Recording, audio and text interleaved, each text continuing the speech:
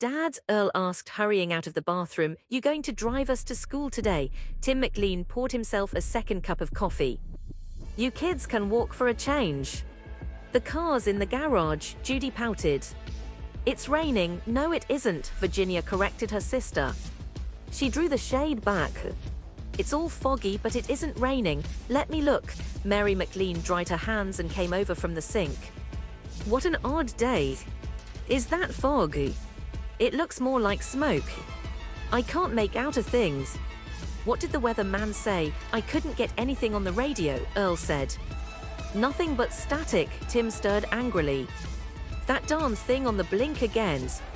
Seems like I just had it fixed. He got up and moved sleepily over to the radio. He fiddled idly with the dials. The three children hurried back and forth, getting ready for school. Strange, Tim said. I'm going. Earl opened the front doors. Wait for your sisters, Mary ordered absently. I'm ready, Virginia said. Do I look all right? You look fine, Mary said, kissing her. I'll call the radio repair place from the office, Tim said. He broke off. Earl stood at the kitchen door, pale and silent, his eyes wide with terror. What is it? I came back. What is it? Are you sick? I can't go to school. They stared at him. What is wrong? Tim grabbed his son's arm. Why can't you go to school? They won't let me. Who? The soldiers. It came tumbling out with a rush. They're all over. Soldiers and guns. And they're coming here. Coming here, Tim echoed, dazed. They're coming here and they're going to. Earl broke off, terrified. From the front porch came the sound of heavy boots. A crash. Splintering wood. Voices. Good Lord, Mary gasped. What is it, Tim? Tim entered the living room, his heart laboring painfully. Three men stood inside the door. Men in grey-green uniforms, weighted with guns and complex tangles of equipment. Tubes and hoses. Meters on thick cords. Boxes and leather straps and antennas. Elaborate masks locked over their heads. Behind the masks, Tim saw tired, whisker-stubbled faces, red-rimmed eyes that gazed at him in brutal displeasure. One of the soldiers jerked up his gun, aiming at McLean's middle. Tim peered at it dumbly. It's the gun. Long and thin. Like a needle. Attached to a coil of tubes. What in the name of, he began, but the soldier cut him off savagely. Who are you? His voice was harsh, guttural. What are you doing here? He pushed his mask aside. His skin was dirty. Cuts and pocks lined his sallow flesh. His teeth were broken and missing. Answer, a second soldier demanded. What are you doing here? Show your blue card, the third said. Let's see your sector number. His eyes strayed to the children and Mary standing mutely at the dining room door. His mouth fell open. A woman, the three soldiers gazed in disbelief. What the hell is this? The first demanded. How long has this woman been here? Tim found his voice. She's my wife. What is this? What, your wife? They were incredulous. My wife and children's. For God's sake, your wife. And you'd bring her here. You must be out of your head. He's got ash sickness, one said. He lowered his gun and strode across the living room to Mary. Come on, sister. You're coming with us. Tim lunged, a wall of force hit him. He sprawled, clouds of darkness rolling around him. His ears sang. His head throbbed. Everything receded. Dimly, he was aware of shapes moving. Voices. It's the room. He concentrated. The soldiers were herding the children back. One of them grabbed Mary by the arms. He tore her dress away, ripping it from her shoulders. Gee, he snarled. He'd bring her here and she's not even strung. Take her along. Okay, Captain. The soldier dragged Mary toward the front door. We'll do what we can with her. The kids. The captain waved the other soldier over with the children. Take them along. I don't get it. No masks. No cards. How'd this house miss getting hit? Last night was the worst in months. Tim struggled painfully to his feet. His mouth was bleeding. His vision blurred. He hung on tight to the walls. Look, he muttered. For God's sake, the captain was staring into the kitchen. Is that food? He advanced slowly through the dining room. Look, the other soldiers came after him, Mary and the children forgotten. They stood around the table, amazed. Look at it, coffee. One grabbed up the pot and drank it greedily down. He choked, black coffee dripping down his tunic. Hot. Jeez. Hot coffee, cream. Another soldier tore open the refrigerator. Look. Milk. Eggs. Butter. Meat. His voice broke. It's full of food. The captain disappeared into the pantry. He came out lugging a case of canned peas. Get the rest. Get it all. We'll load it in the snake. He dropped the case on the table with a crash. Watching Tim intently, he fumbled in his dirty tunic until he found a cigarette. He lit it slowly, not taking his eyes from Tim. All right, he said. Let's hear what you have to say. Tim's mouth opened and closed. No words came. His mind was blank. Dead. He couldn't think. This food. Where'd you get it? And these things, the captain waved around the kitchen. Dishes. Furniture. How come this house hasn't been hit? How did you survive last night's attack? Tim gasped. The captain came toward him ominously. The woman. And the kids. All of you. What are you doing here? His voice was hard. You better be able to explain, mister.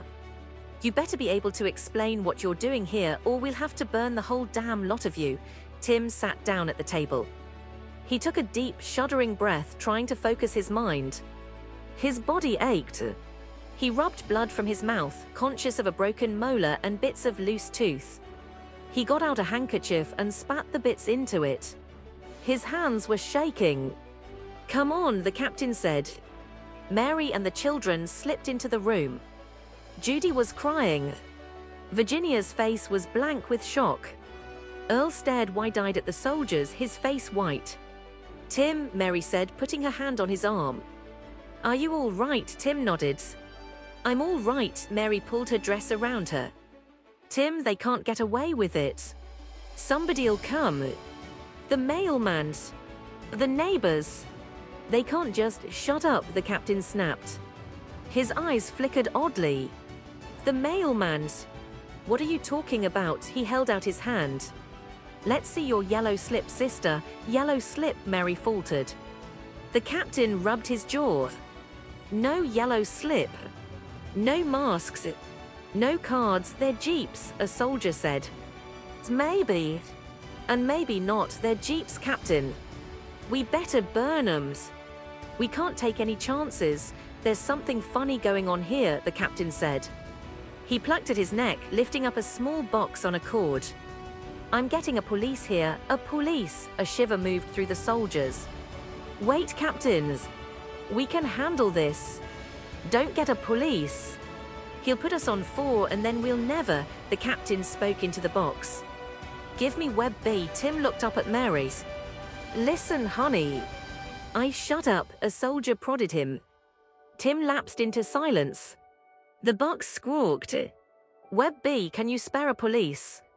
We've run into something strange. Group of 5. Man, woman, 3 kids. No masks, no cards, the woman not strung, dwelling completely intact.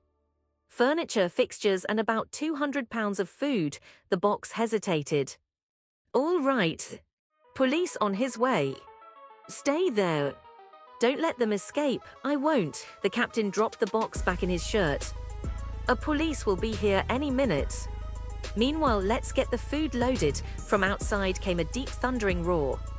It shook the house, rattling the dishes in the cupboard. Geez, a soldier said. That was close. I hope the screens hold until nightfall. The captain grabbed up the case of canned peas. Get the rest.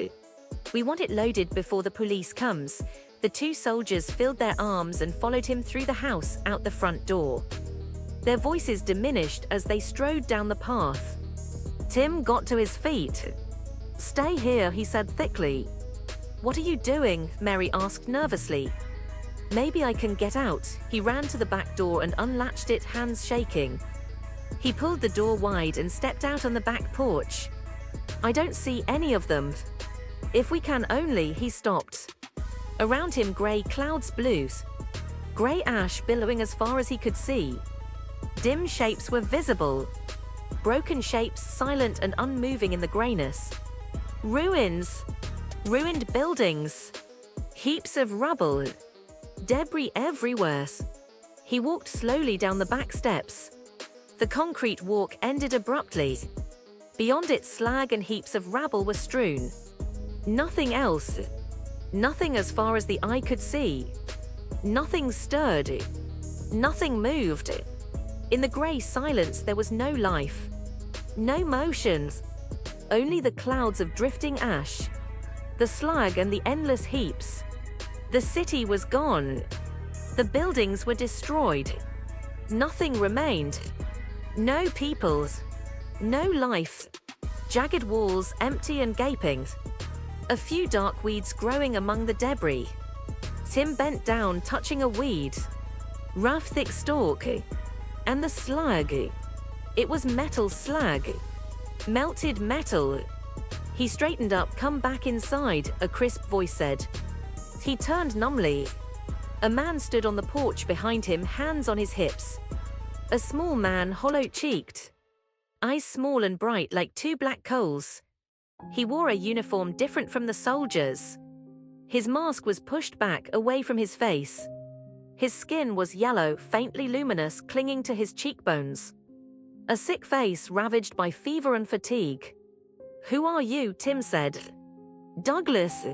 Political Commissioner Douglas. You're the police, Tim said. That's right. Now come inside. I expect to hear some answers from you. I have quite a few questions. The first thing I want to know, Commissioner Douglas said, is how this house escaped destruction. Tim and Mary and the children sat together on the couch, silent and unmoving, faces blank with shock. Well, Douglas demanded. Tim found his voice. Look, he said. I don't know. I don't know anything. We woke up this morning like every other morning. We dressed and ate breakfast. It was foggy out, Virginia said. We looked out and saw the fog, and the radio wouldn't work, Earl said. The radio, Douglas' thin face twisted. There haven't been any audio signals in months. Except for government purposes. This house. All of you. I don't understand. If you were Jeeps. What does that mean? Mary murmured. Soviet general-purpose troops, then the war has begun. North America was attacked 2 years ago, Douglas said. In 1978, Tim sagged. 1978. Then this is 1980, he reached suddenly into his pocket. He pulled out his wallet and tossed it to Douglas. Look in there, Douglas opened the wallet suspiciously. Why's the library cards? The parcel receipts. Look at the dates, Tim turned to Mary. I'm beginning to understand now. I had an idea when I saw the ruins. Are we winning? Earl piped. Douglas studied Tim's wallet intently. Very interesting. These are all old.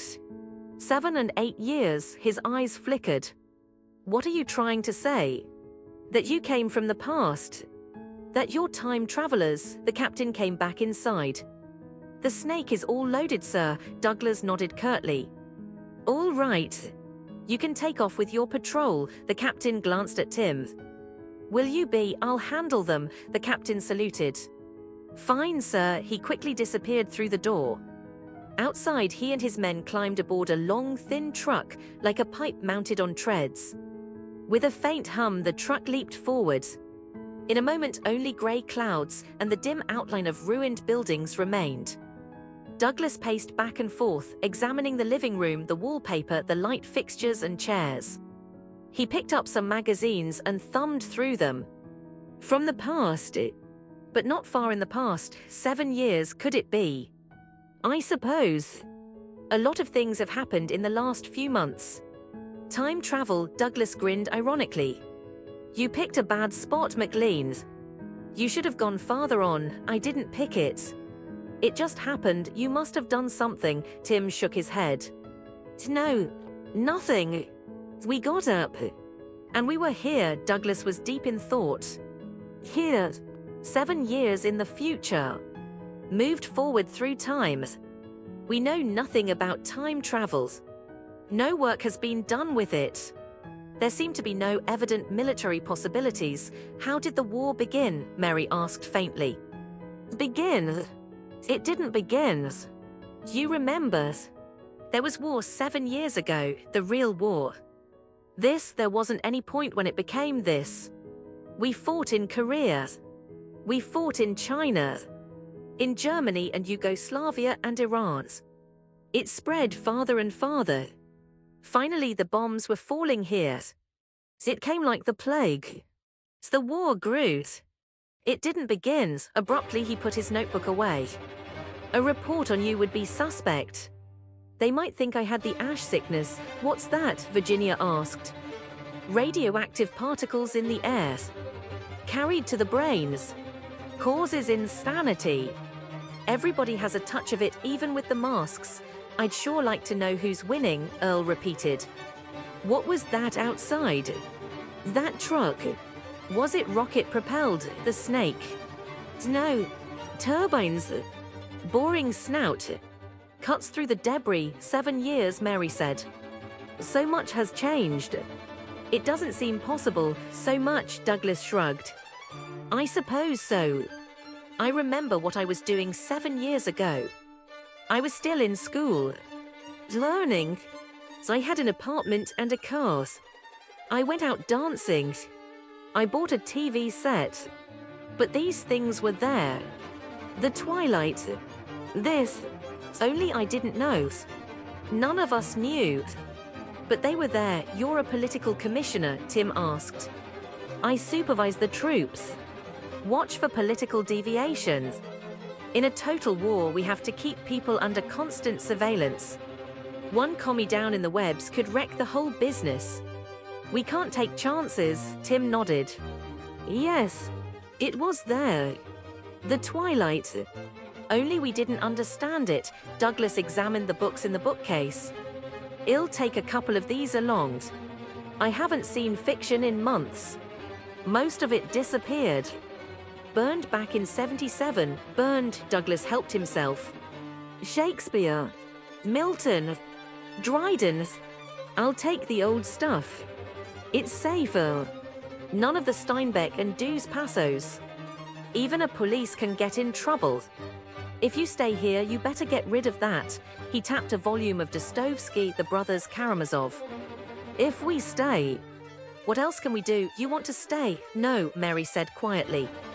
Douglas shot her a quick glance. No, I suppose not. If you stay, you'll be separated, of course. Children to the Canadian relocation centers. Women are situated down in the undersurface factory labor camps. Men are automatically a part of military, like those 3 who left, Tim said. Unless you can qualify for the ID block. What's that? Industrial designing and technology. What training have you had? Anything along scientific lines? No. Accounting, Douglas shrugged. Well, you'll be given a standard test. If your IQ is high enough, you could go in the political service. We use a lot of men, he paused thoughtfully, his arms loaded with books. You better go back, McLeans. You'll have trouble getting accustomed to this. I'd go back if I could. But I can't. Back, Mary echoed. How the way you came? We just came. Douglas halted at the front door. Last night was the worst ROM attack so far. They hit this whole area. ROM, robot-operated missiles. The Soviets are systemically destroying continental America, mile by mile. ROMs are cheap. They make them by the million and fire them off. The whole process is automatic. Robot factories turn them out and fire them at us. Last night they came over here, waves of them. This morning the patrol came in and found nothing. Except you, of course, Tim nodded slowly. I'm beginning to see. The concentrated energy must have tipped some unstable time fault. Like a rock fault. We're always starting earthquakes. But a time quake, interesting. That's what happened, I think. The release of energy, the destruction of matter, sucked your house into the future. Carried the house 7 years ahead. This street, everything here, this very spot was pulverized. Your house 7 years back was caught in the undertow. The blast must have lashed back through time, sucked into the future, Tim said. During the night, while we were asleep, Douglas watched him carefully. Tonight, he said, there will be another ROM attack. It should finish off what is left. He looked at his watch. It is now 4 in the afternoon. The attack will begin in a few hours. You should be undersurface. Nothing will survive up here. I can take you down with me if you want. But if you want to take a chance, if you want to stay here, you think it might tip us back, maybe. I don't know. It's a gamble. It might tip you back to your own time, or it might not. If not, we wouldn't have a chance of survival. Douglas flicked out a pocket map and spread it open on the couch. A patrol will remain in this area another half hour. If you decide to come undersurface with us, go down this street this way. He traced a line on the map. To this open field here. The patrol is a political unit. They'll take you the rest of the way down. You think you can find the field? I think so, Tim said, looking at the map. His lips twisted. That open field used to be the grammar school my kids went to. That's where they were going when the troops stopped them. Just a little while ago, 7 years ago, Douglas corrected. He snapped the map shut and restored it to his pocket. He pulled his mask down and moved out the front door onto the porch. Maybe I'll see you again. Maybe not. It's your decision. You'll have to decide one way or the other. In any case, good luck. He turned and walked briskly away from the house. Dad, Earl shouted, are you going in the army? Are you going to wear a mask and shoot one of those guns? His eyes sparkled with excitement. Are you going to drive a snake? Tim McLean squatted down and pulled his son to him. You want that? You want to stay here? If I'm going to wear a mask and shoot one of those guns, we can't go back. Earl looked doubtful. Couldn't we go back later? Tim shook his head. Afraid not. We've got to decide now whether we're going back or not. You heard Mr. Douglas, Virginia said disgustedly. The attack's going to start in a couple of hours. Tim got to his feet and paced back and forth. If we stay in the house, we'll get blown to bits. Let's face it. There's only a faint chance we'll be tipped back to our own tune. A slim possibility, a long shot. Do we want to stay here with ROMs falling all around us, knowing any second it may be the end, hearing them come closer, hatting nearer, lying on the floor, waiting, listening? Do you really want to go back? Mary demanded. Of course, but the risk. I'm not asking you about the risk. I'm asking you if you really want to go back. Maybe you want to stay here. Maybe Earl's right. You in a uniform and a mask, with one of those needle guns. Driving a snake, with you in a factory labor camp. And the kids in a government relocation center. How do you think that would be? What do you think they'd teach them? What do you think they'd grow up like? And believe they'd probably teach them to be very useful. Useful. To what? To themselves. To mankind. Or to the war effort. They'd be alive, Mary said. They'd be safe. This way, if we stay in the house, wait for the attack to come. Sure, Tim grated. They would be alive. Probably quite healthy. Well-fed. Well-clothed and cared for. He looked down at his children, his face hard. They'd stay alive, all right. They'd live to grow up and become adults. But what kind of adults? You heard what he said. Book burnings in 77. What'll they be taught from? What kind of ideas are left since 77? What kind of beliefs can they get from a government relocation center?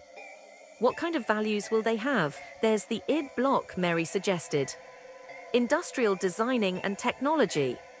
For the bright ones. The clever ones with imagination. Busy slide rules and pencils. Drawing and planning and making discoveries. The girls could go into that. They could design the guns. Earl could go into the political service. He could make sure the guns were used. If any of the troops deviated, didn't want to shoot, Earl could report them and have them hauled off for re-education. To have their political faith strengthened in a world where those with brains design weapons and those without brains fire them. But they'd be alive, Mary repeated. You've got a strange idea of what being alive is. You call that alive? Maybe it is, Tim shook his head wearily. Maybe you're right. Maybe we should go undersurface with Douglas. Stay in this world. Stay alive, I didn't say that, Mary said softly. Tim, I had to find out if you really understood why it's worth it. Worth staying in the house, taking the chance we won't be tipped back. Then you want to take the chance, of course. We have to. We can't turn our children over to them, to the relocation center. To be taught how to hate and kill and destroy, Mary smiled up wanly. Anyhow, they've always gone to the Jefferson School. And here in this world it's only an open field. We going back? Judy piped. She caught hold of Tim's sleeve imploringly. Are we going back now? Tim disengaged her arms. Very soon, honey. Mary opened the supply cupboards and rooted in them. Everything's here. What did they take? The case of canned peas. Everything we had in the refrigerator. And they smashed the front door. I'll bet we're beating them, Earl shouted. He ran to the window and peered out. The sight of the rolling ash disappointed him. I can't see anything. Just the fog, he turned questioningly to Tim. Is it always like this here? Yes, Tim answered. Earl's face fell. Just fog. Nothing else. Doesn't the sun shine ever? I'll fix some coffee, Mary said. Good. Tim went into the bathroom and examined himself in the mirror. His mouth was cut, caked with dried blood. His head ached. He felt sick at his stomach. It doesn't seem possible, Mary said as they sat down at the kitchen table. Tim sipped his coffee. No, it doesn't. Where he sat he could see out the window. The clouds of ash. The dim, jagged outline of ruined buildings. Is the man coming back? Judy piped. He was all thin and funny looking. He isn't coming back, is he? Tim looked at his watch. It read 10 o'clock. He reset it, moving the hands to 4:15. Douglas said it would begin at nightfall. That won't be long, then we're really staying in the house, Mary said. That's right, even though there's only a little chance, we'll get back. Are you glad? I'm glad, Mary said, her eyes bright. It's worth it, Tim. You know it is. Anything's worth it, any chance. To get back. And something else. We'll all be here together, we can't be broken up. Separated, Tim poured himself more coffee. We might as well make ourselves comfortable. We have maybe 3 hours to wait. We might as well try to enjoy them. At 6:30 the first rom fell. They felt the shock, a deep rolling wave of force that lapped over the house. Judy came running from the dining room, face white with fear. Daddy! What is it? Nothing. Don't worry, come on back, Virginia called impatiently. It's your turn. They were playing Monopoly. Earl leaped to his feet. I want to see. He ran excitedly to the window. I can see where it hit. Tim lifted the shade and looked out. Far off in the distance, a white glare burned fitfully. A towering column of luminous smoke rose from it. A second shudder vibrated through the house. A dish crashed from the shelf into the sink. It was almost dark outside. Except for the 2 spots of white, Tim could make out nothing. The clouds of ash were lost in the gloom. The ash and the ragged remains of buildings. That was closer, Mary said. A third rom fell. In the living room, the windows burst, showering glass across the rug. We better get back, Tim said. Where? Down in the basement. Come on. Tim unlocked the basement door and they trooped nervously downstairs. Food, Mary said. We better bring the food that's left. Good idea. You kids go on down. We'll come along in a minute. I can carry something, Earl said. Go on down. The fourth rom hit farther off than the last. And stay away from the window. I'll move something over the window, Earl said. The big piece of plywood we used for my train. Good idea. Tim and Mary returned to the kitchen. Food. Dishes. What else? Books. Mary looked nervously around. I don't know.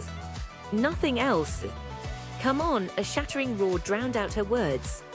The kitchen window gave, showering glass over them. The dishes over the sink tumbled down in a torrent of breaking china. Tim grabbed Mary and pulled her down. From the broken window, rolling clouds of ominous gray drifted into the room. The evening air stank, a sour, rotten smell. Tim shuddered. Forget the food. Let's get back down, but forget it. He grabbed her and pulled her down the basement stairs. They tumbled in a heap, Tim slamming the door after them. Where's the food? Virginia demanded. Tim wiped his forehead shakily. Forget it. We won't need it. Help me, Earl gasped. Tim helped him move the sheet of plywood over the window above the laundry tubs. The basement was cold and silent. The cement floor under them was faintly moist. 2 ROMs struck at once. Tim was hurled to the floor. The concrete hit him and he grunted. For a moment, blackness swirled around him. Then he was on his knees, groping his way up. Everybody all right? He muttered. I'm all right, Mary said. Judy began to whimper. Earl was feeling his way across the room. I'm all right, Virginia said. I guess. The lights flickered and dimmed. Abruptly, they went out. The basement was pitch black. Well, Tim said. There they go, I have my flashlight. Earl winked the flashlight on. How's that? Fine, Tim said. More ROMs hit. The ground leaped under them, bucking and heaving. A wave of force shuddering the whole house. We better lie down, Mary said. Yes. Lie down. Tim stretched himself out awkwardly. A few bits of plaster rained down around them. When will it stop? Earl asked uneasily. Soon, Tim said. Then we'll be back. Yes. We'll be back. The next blast hit them almost at once. Tim felt the concrete rise under him. It grew, swelling higher and higher. He was going up. He shut his eyes, holding on tight. Higher and higher he went, carried up by the ballooning concrete. Around him, beams and timbers cracked. Plaster poured down. He could hear glass breaking.